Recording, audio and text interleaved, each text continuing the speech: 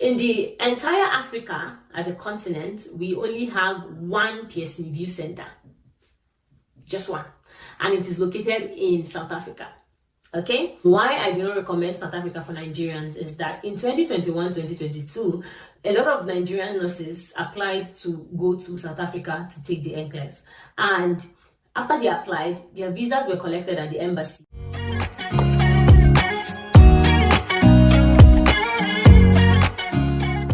Hello, welcome back to my YouTube channel. My name is Chinaza, and if you're new here, you're welcome. And if you're a returning subscriber, thank you for coming back. How are you doing? Okay, so without further ado, we're just going to dive straight into today's video. I think this is one of the most requested videos as well, and this is the DIY step-by-step NCLEX process. How you can do it by yourself, how you can do everything by yourself up until you take the NCLEX. Okay, now I'm just going to dive in. I'm also going to be infusing some of my personal story because I did it myself as well, and how I did it, and with the latest update and the latest changes in these processes as well. Okay, so let's jump in. Alrighty. So the first thing you need to do, this is really important step that many people don't do it, is research. Number one, why do I say research? Researching would make you know if the US is the best fit for you. Not because everybody is saying US might not be the best fit for you. So you need to really research about the process, what it entails, how long it takes, to be able to know that, okay, this process, it is for me. It is something that I can do. It is something that I think I'll be able to do, right? You need to really check it out, okay? While you are in your researching, you will definitely find out that US process is not the fastest process out there. It is not something that you wake up in the morning and you start your CGFNS by January and you're in the US by December. It doesn't work that way.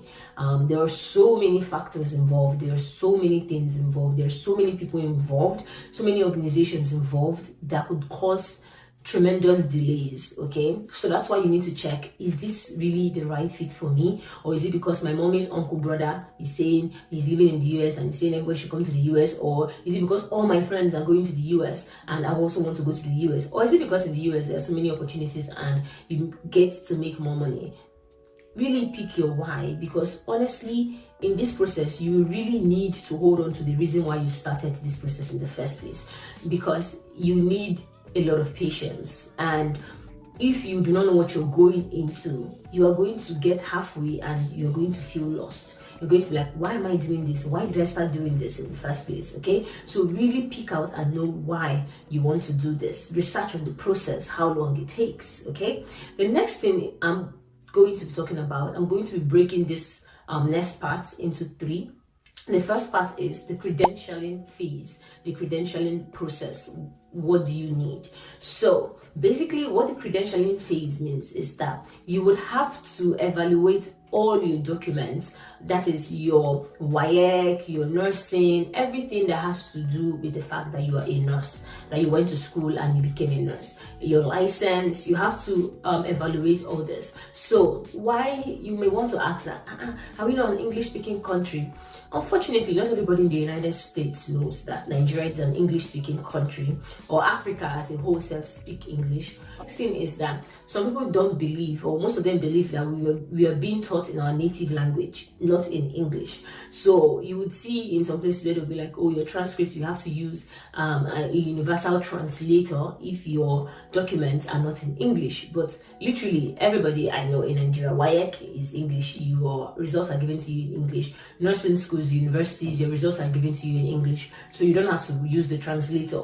It doesn't apply to us. Now, I don't know for the Ghanaians or the Kenyans or other African countries, but if you are being issued a certificate and it is not in English, your diploma, your BSN, your high school GED are not in English, you might want to get a translator. You need an international translator, a universal translator that is being approved by these guys, to once you've translated it and then you upload it. Okay, but now I'm going to be speaking from the point of Nigerians. Alrighty, now I know many people are like, oh no, because I have a lot of other countries following me now.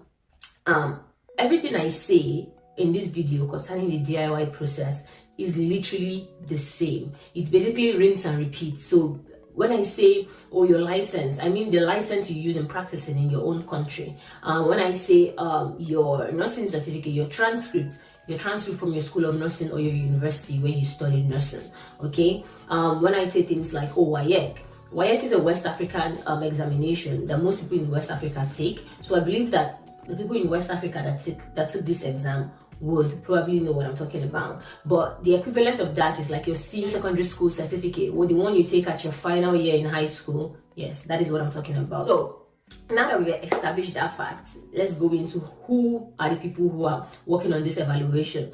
There are a lot of them. There are a lot of people who are doing this, but the top one is CGFNS. CGFNS basically means Commission on Graduate of Foreign Nursing Schools. So CGFNS, that's what it means. We have CGFNS, we have JSA. JSA is Joseph and Slings Association, and we have ERES.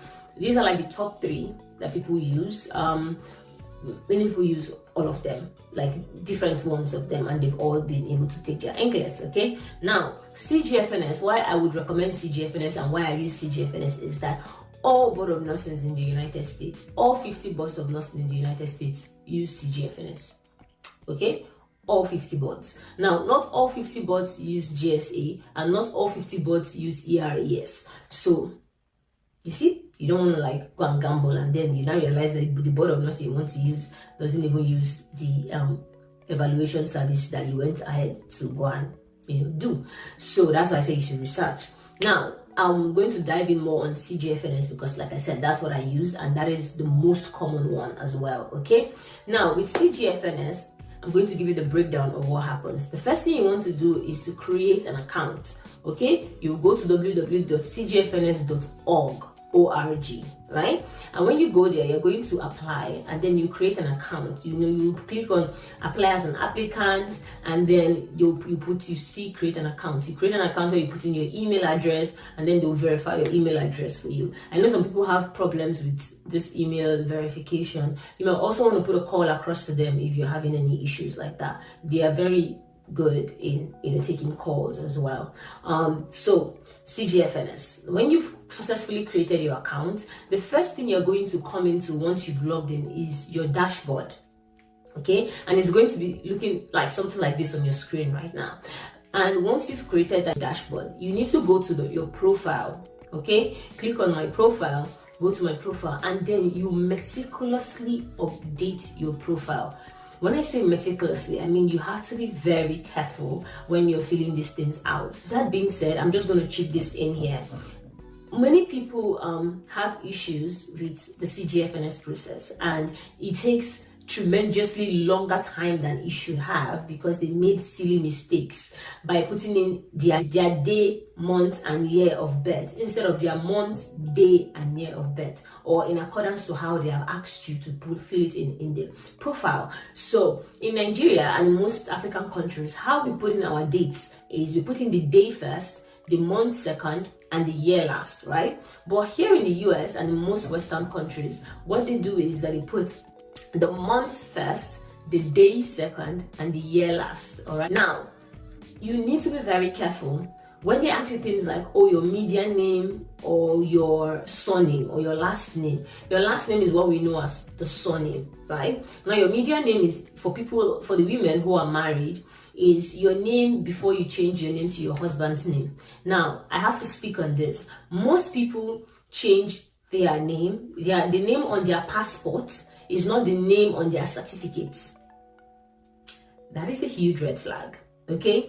Now, you want to make sure that whatever name you are putting on your CGFNS profile, on your Pearson VUE profile and other profiles should match exactly what is in your passport. Now, if in your passport you've already changed your name to your husband's name, but you don't have an official document stating that you've done change of name, please go and do that first before you even start this process.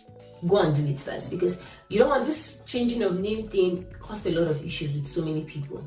And now this is my 2 cents. Hold it with a pinch of salt. But this is what I would say.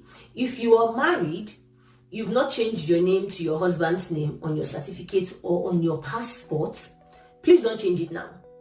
go through the process with your Midian name, still put that you are married, because in the United States, they still recognize that you and another person is married, even if you have different surnames or even if you have different last name. So long as you have a marriage certificate that clearly states your full name and his full name together in that marriage certificate, that is all they need to know that you are married. Your name doesn't have to be changed to see that you are actually married to this person.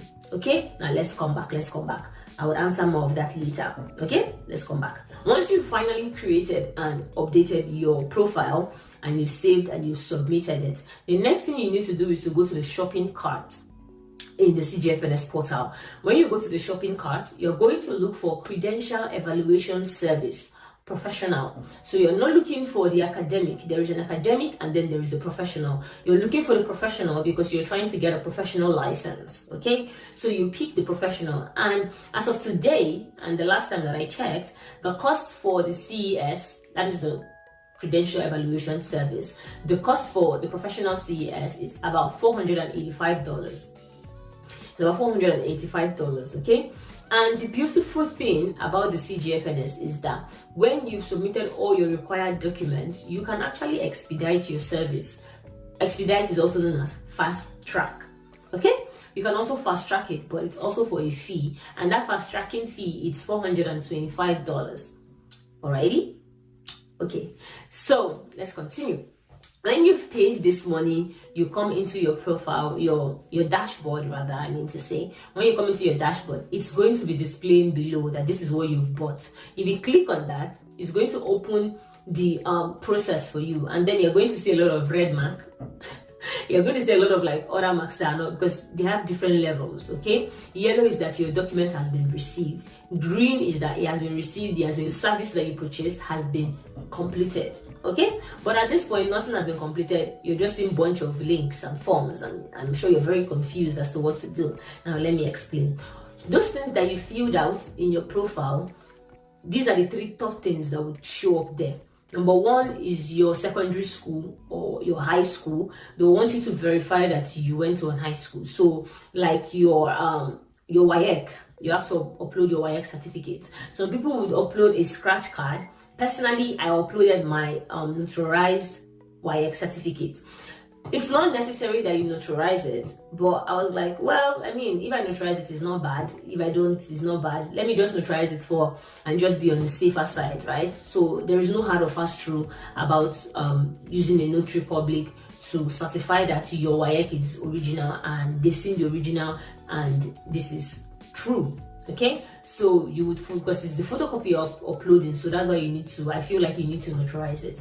So you scan that, you get it notarized, and you scan it and you upload it on your portal. I'm going to talk about how you upload it, but I'm explaining each forms. Okay, and with the form that you get from CGFNS, you print out that page. It's a one-piece form for the secondary school. It's a one-piece form. You print it out, you sign it, and you tick it, you scan it as well after signing it, and you make sure you attach it together with your WAEC certificate in a PDF.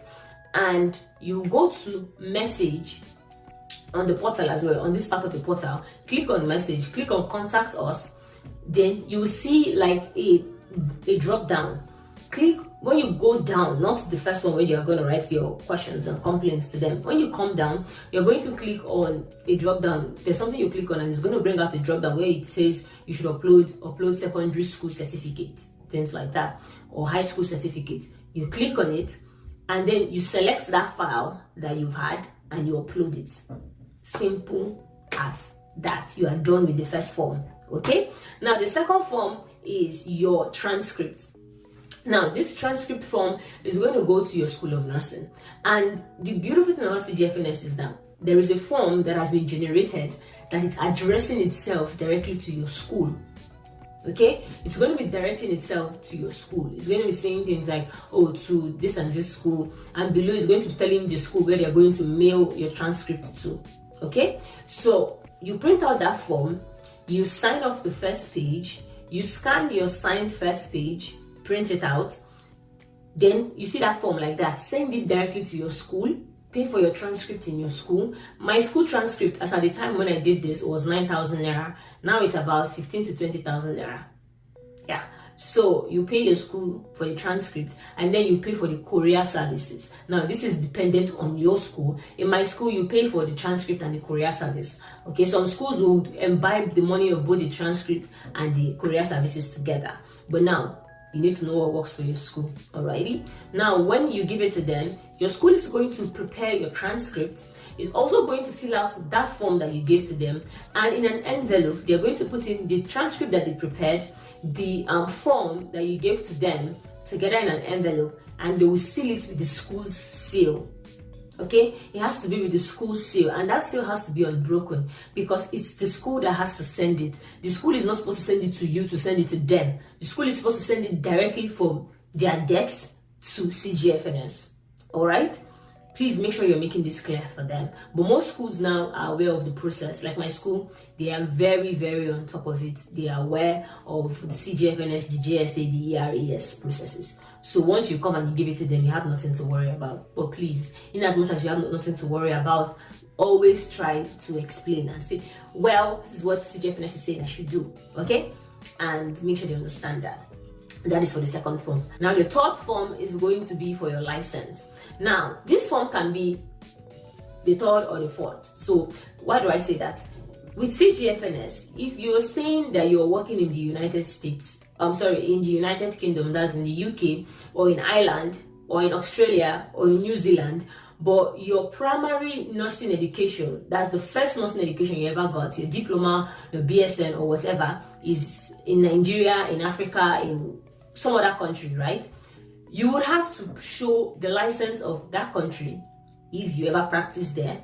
You also have to show the license of where you're currently practicing. So if you are in Nigeria and you are in the UK and you're planning to come to the US, just know that you're going to upload both your UK license and your Nigerian license. So you have to do both the UK NMCN verification and the Nigerian NMCN verification. Okay, UK is NMC verification for UK and the NMCN verification for Nigeria. All right, so you have to do both. Okay, so they're going to give you the forms depending on how many licenses you upload there.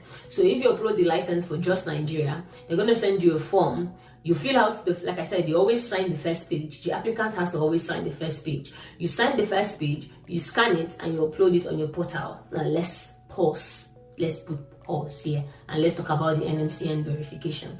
Now, right now, unfortunately, in Nigeria, the NMCN verification has not kicked back in just yet. As at the time I'm making this video, this is Sunday, May 5th of 2024.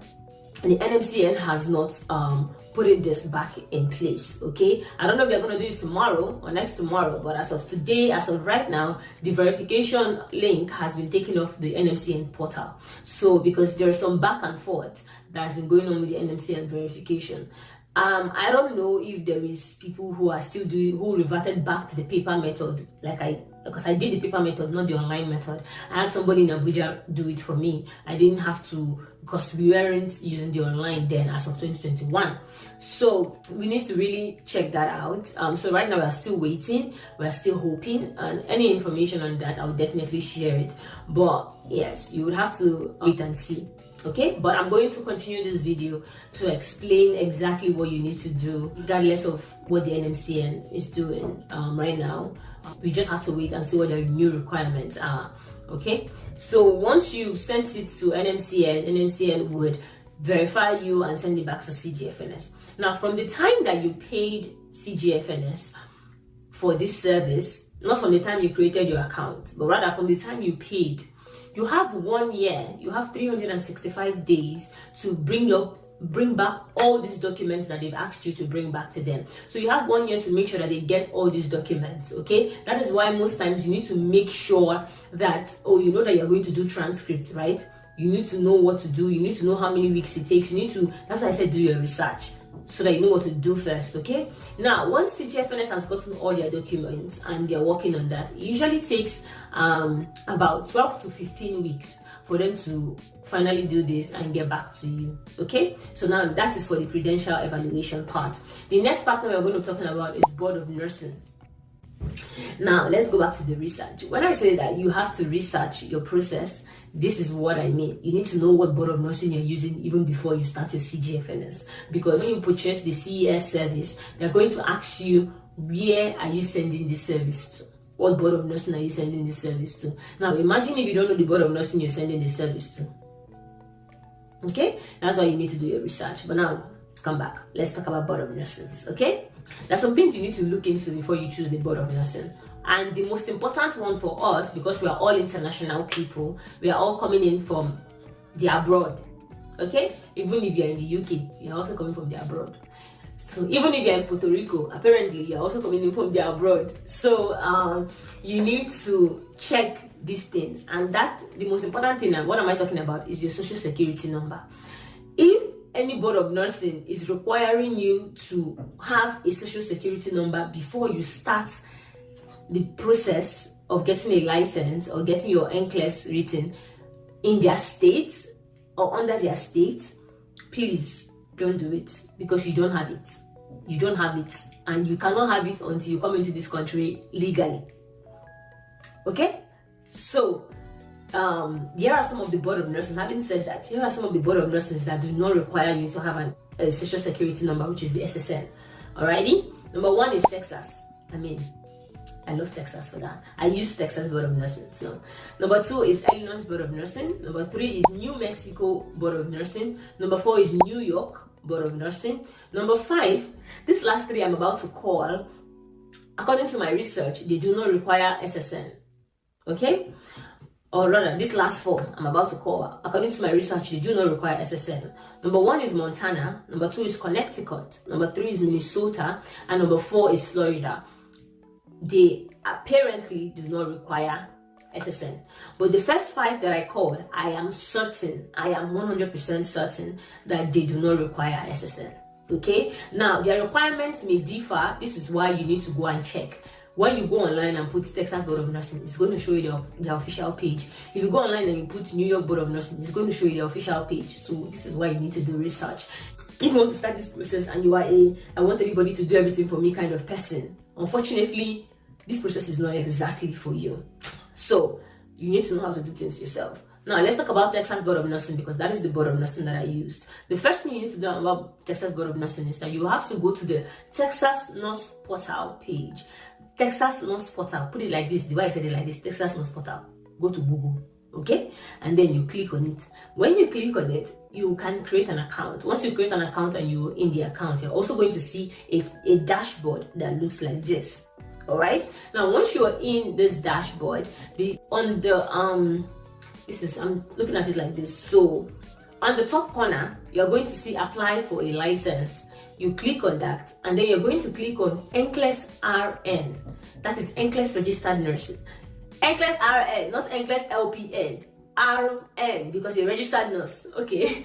So you're going to click on NCLEX RN, and then you are going to click on NCLEX. The NCLEX RN you're clicking on is NCLEX RN for international graduates, including Puerto Rico. That's how it's going to be spelled out. Okay, so you're looking for international graduates. That is what you're going to click on. Once you click on it, it's going to break down into NCLEX RN and NCLEX LPN. Click on NCLEX RN, and now you need to upload your profile. So you're going to ask you some demographic questions. They're going to ask you some questions about your experiences, questions about where you're currently living. You see an option where it says you're not living in the US, so you have to click that. That way you know that you don't have to ask for your social security number. Okay, you keep answering, and then you get to the point where they're going to be asking you about if you've your license has ever been confiscated, if they've had to revoke your license, if you've ever been suspended. Now you're going to answer accordingly. Usually the answers to most of, if not all of these questions, is usually no. But if you have any issue that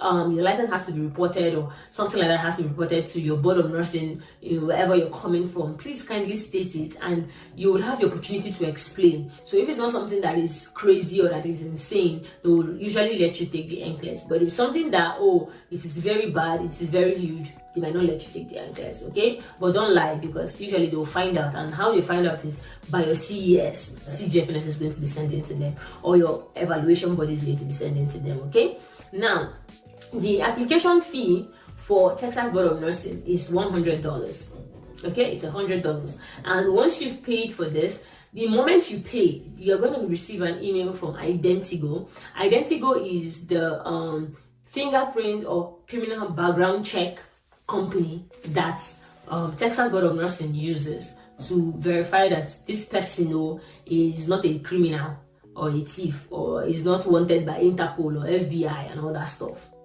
Okay, so basically what that means is that you're going to be paying, I think it's $38 point something.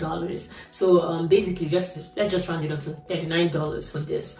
What you're going to do is, once you pay, you're going to give you a form. You print out that form, you take it to the closest police station. Usually the police station in Lagos that does this fingerprinting is in Alabo.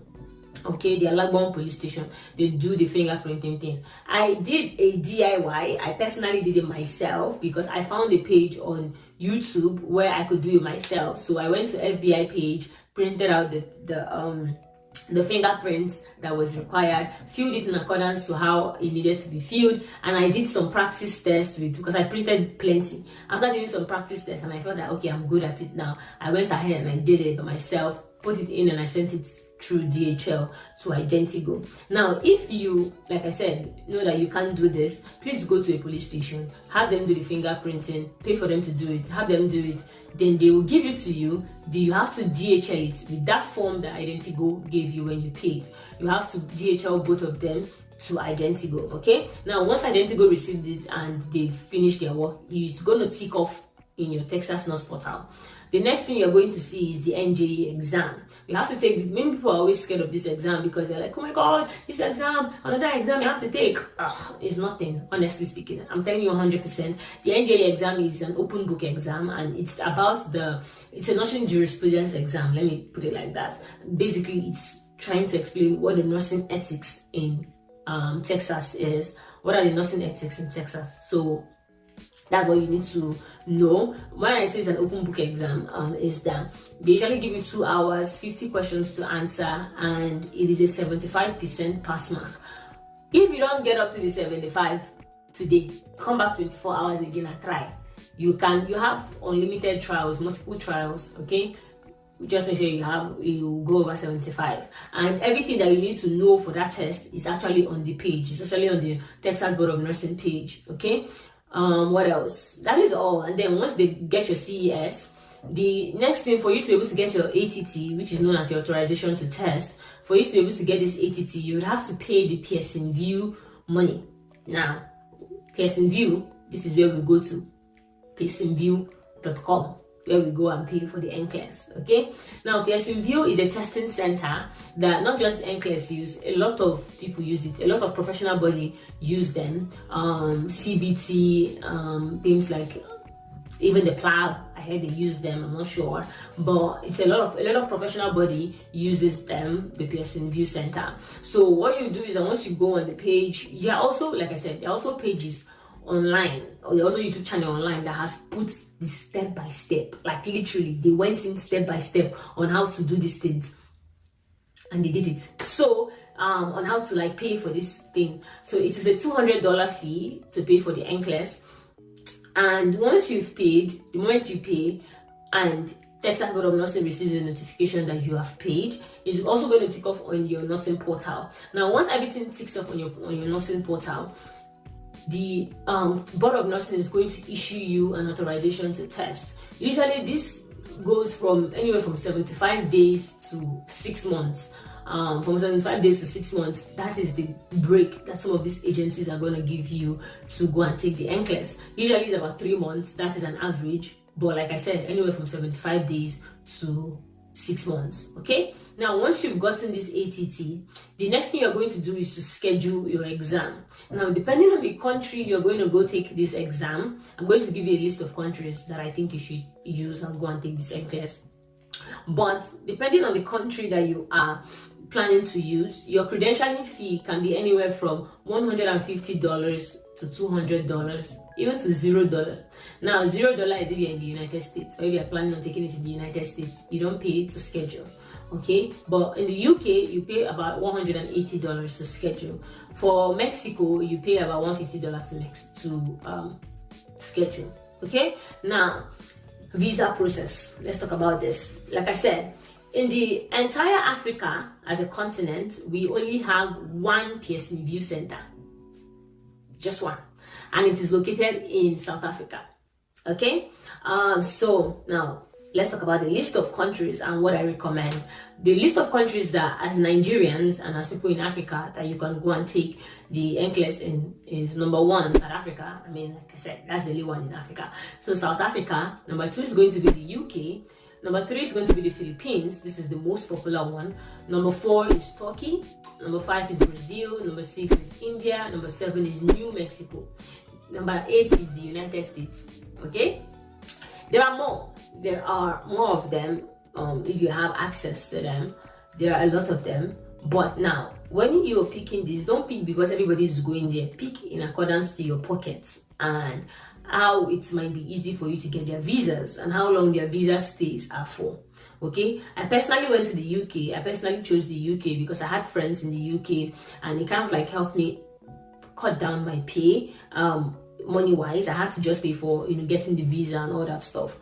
So my visa process, I went to the UK to write the NCLEX. I used an agent. Don't ask me for the agent because I'm not recommending.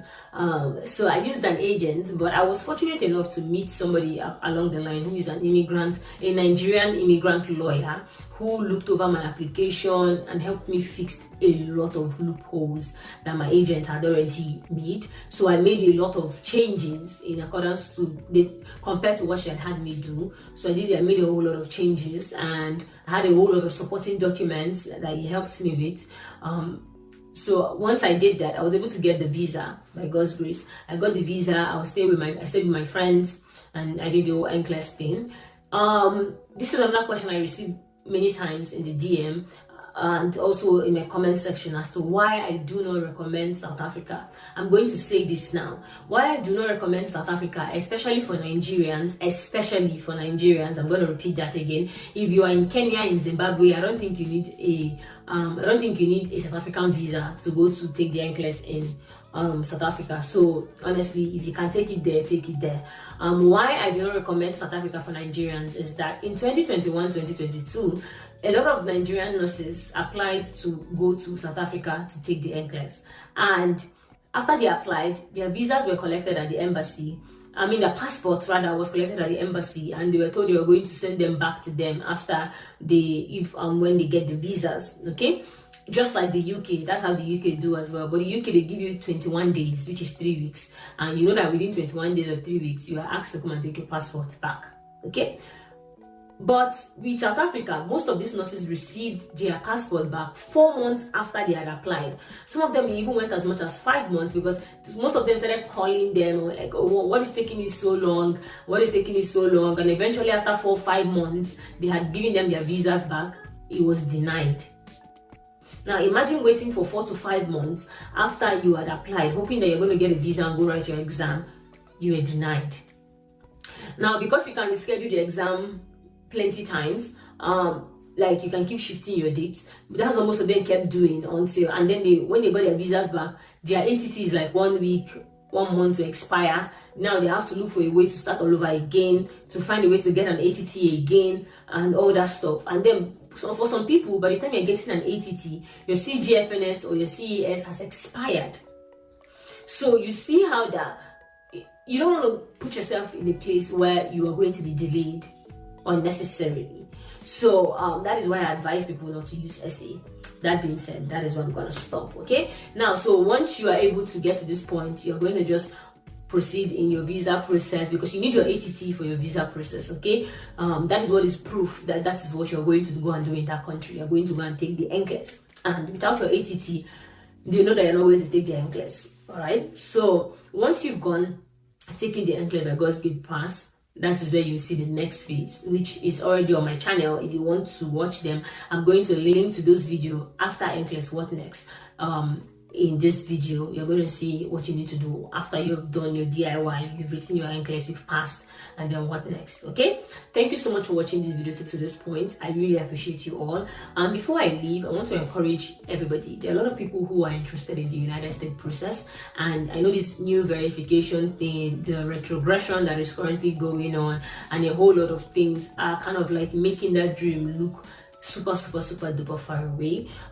This is what I'm going to say in encouragement. Do not lose your hope, do not lose your wonder while waiting, but make sure that you are getting busy, you are doing something, you are finding something to do while you are on this process.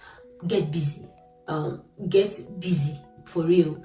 If you have to go back to school to get your BSN while you're in this process, if you have to improve on your skills, get certifications, get your IB certifications, get your BLS, your ACLS, your stroke, NIH stroke certifications, just be the best nurse that you can be for yourself and for your patients. Improve on your skills, improve on a lot of things while you wait. That will do you a whole lot of good on the long run. All right, thank you so much again for watching to the end of this video, and do not forget to like, to subscribe, to share this video to all your friends who are holding the American dream and do not know where or how to start. To your siblings who do not know where to or how to start, share this video to them as well. Share this video, like, comment. I want to hear your comments. I want to know your thoughts, your mindset towards this NIH process, the NMCN frustrations. I just want to hear all your comments in the comment section, and I will be in the comment section doing my best to reply. All right, thank you so much for watching, and I will see you in my next video. Bye.